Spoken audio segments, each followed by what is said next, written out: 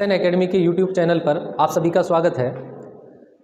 इस सीरीज़ के माध्यम से हम 12th फिज़िक्स के जितने भी प्रैक्टिकल है वो सारे एक एक करके सॉल्व करेंगे। इस लिस्ट में फिज़िक्स में जो मेजर एक्सपेरिमेंट है वो दो सेक्शन में डिवाइड है, एक सेक्शन ए है और दूसरा सेक्शन बी है। तो सेक्शन ए में जितने भी प्रयोग है उसमें सबसे पहला प्रयोग है विभवांतर और धारा के बीच में ग्राफ खींचकर प्रतिरोध तार का मान ज्ञात करना तथा उसकी प्रतिरोधकता ज्ञात करना। इस प्रयोग को करने के लिए जो उपकरण काम में आते हैं तो एक बार अपन उस उपकरण पर बात कर लेते हैं। इस प्रयोग में एक बैटरी को, डीसी बैटरी को अपन यूज करते हैं। उसके अलावा एक धारा मापी जो अमीटर है, अमीटर को यूज करते हैं, वोल्ट मीटर को यूज करते हैं। उसके अलावा धारा नियंत्रक है, रियोस्टेट है, इसको यूज करते हैं। और एक ये वन वे स्विच है, इस स्विच का प्रयोग करते हैं। अब इस प्रयोग के लिए हम सर्किट डायग्राम पर बात करते हैं। सर्किट डायग्राम में देखिए ये बैटरी है, बैटरी के धन सिरे को अपन अमीटर के धन सिरे से जोड़ेंगे पॉजिटिव से, और एमीटर का जो नेगेटिव टर्मिनल है उस नेगेटिव टर्मिनल को, ये देखिए ये एक रेजिस्टेंस वायर है, प्रतिरोध तार है। इस प्रतिरोध तार के नेगेटिव जो एमीटर का है वो प्रतिरोध तार से जुड़ा हुआ है एक सिरे से, और दूसरा जो एंड है वो दूसरे एंड से अपन ने इस धारा नियंत्रक रियोस्टेट को जोड़ा। रियोस्टेट का है वो एक सिरा जुड़ा हुआ है। प्रतिरोध तार के जो पैरेलल है समांतर क्रम में वोल्ट मीटर जोड़ा गया है। एक टर्म जो एंड है उसको पॉजिटिव से और दूसरा एंड है उसको नेगेटिव से। वोल्ट मीटर को अपन प्रतिरोध के रेजिस्टेंस के पैरेलल में समांतर क्रम में जोड़ते हैं।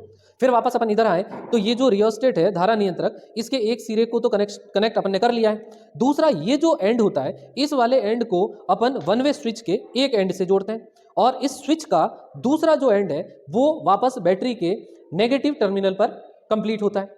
और यहाँ पर ये आप देख रहे हैं ये पूरा एक सर्किट कंप्लीट हो गया है। अब इस सर्किट में अपन ये देखिए डीसी का स्विच ऑन है, लेकिन ये जो की है वो बाहर है। इसका मतलब इसमें करंट अभी फ्लो नहीं हो रहा है, और जैसे ही अपन इस की को इसके अंदर डालेंगे तो ये सर्किट में करंट फ्लो होना स्टार्ट हो जाएगा और अमीटर और वोल्ट मीटर में कुछ रीडिंग मिलेगी। तो देखिए अब अपन जैसे ही इस स्विच को ऑन करते हैं, जैसे इस की को यहाँ पर रखते हैं तो की को कनेक्ट किया। अब जैसे की को कनेक्ट किया तो आप देख रहे हैं वोल्ट मीटर और अमीटर दोनों में कुछ रीडिंग शो हो रही है, और ये रीडिंग आप नोट भी कर सकते हैं।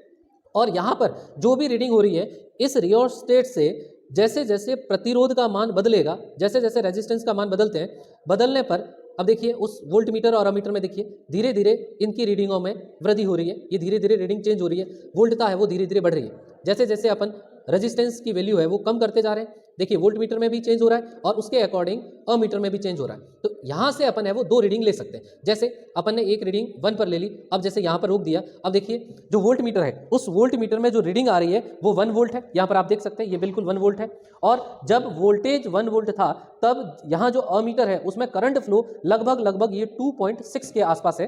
तो 2.6 एम्पियर है वो करंट फ्लो हो रहा है। अब जैसे जैसे अपन इस रेजिस्टेंस की वैल्यू को बढ़ाते हैं तो रेजिस्टेंस की वैल्यू को बढ़ाने से देखिए वोल्ट मीटर में वोल्टेज की वैल्यू घट रही है और उधर है वो करंट की वैल्यू घट रही है। तो यहाँ पर ये लगभग आपको वोल्टेज 0.5 वोल्ट मिला है, और 0.5 वोल्ट के अकॉर्डिंग वहाँ जो अमीटर है, अमीटर में जो करंट मिल रहा है वो लगभग 1.3 के आसपास है।